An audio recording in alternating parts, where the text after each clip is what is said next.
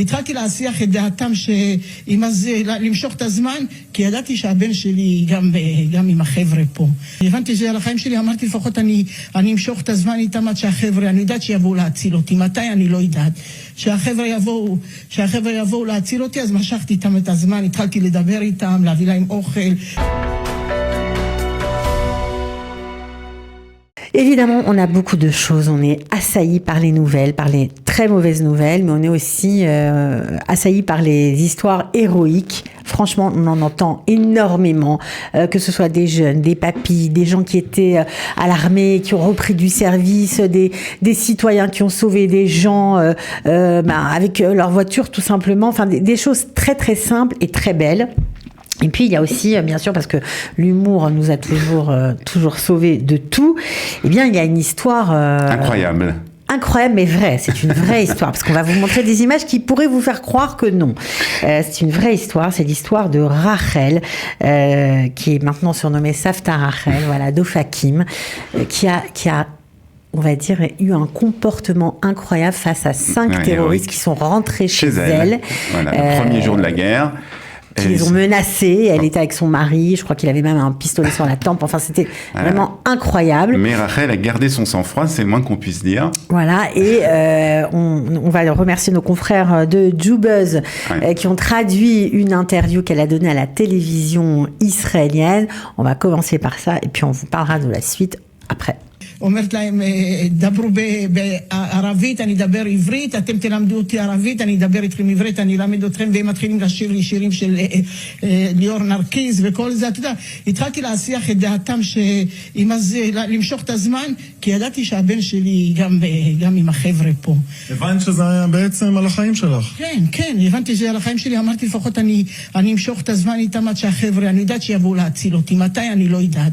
שהחבר'ה יבואו להציל אותי, אז משכתי איתם את הזמן, התחלתי לדבר איתם, להביא להם אוכל, כל שנייה הייתי אומרת להם, יש לי פיפי, סתם בשביל שהשוטרים יראו שאני חיה, שיבואו להציל אותי. האמנת שתצאי מפה בחיים? לא, ממש לא.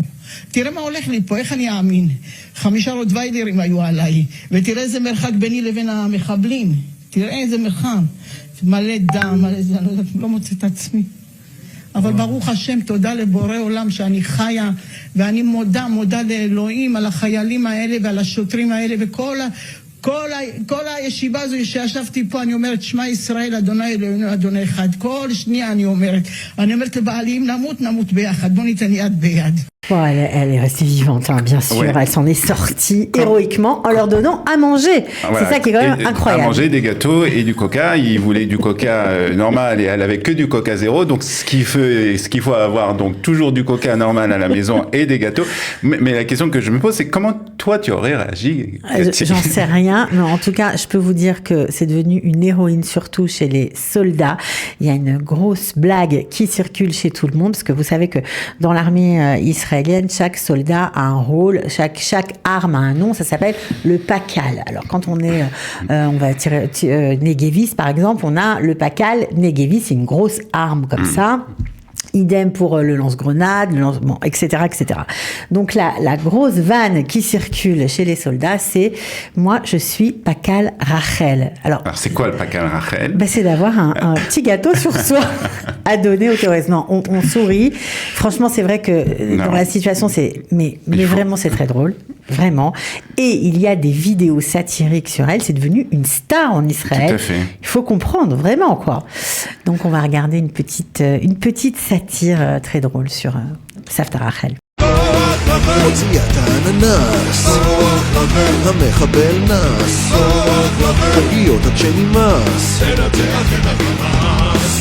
תקשיב, אתה חיוור וזה, תאכל קצת מתוק שתרגיש טוב.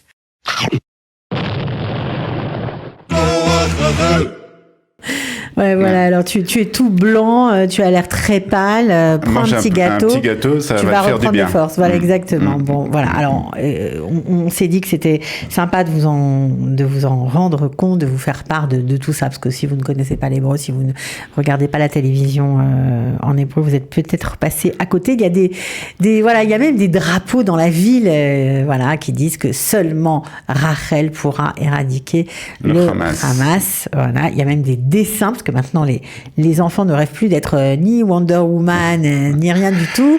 Ils rêvent d'être Savta, Rachel, donc bon, On en bref. fera un film, hein, j'en suis sûr qu'il va y avoir un film sur elle après la guerre. Ouais, sûrement, je ne sais pas, mais en tout cas, c'est assez émouvant, drôle, et en tout cas, on est ravis pour elle. On espère que beaucoup auront la chance de Rachel et que surtout, il n'y aura plus du tout d'incursion de terroristes dans les maisons. C'est tout ce qu'on peut souhaiter.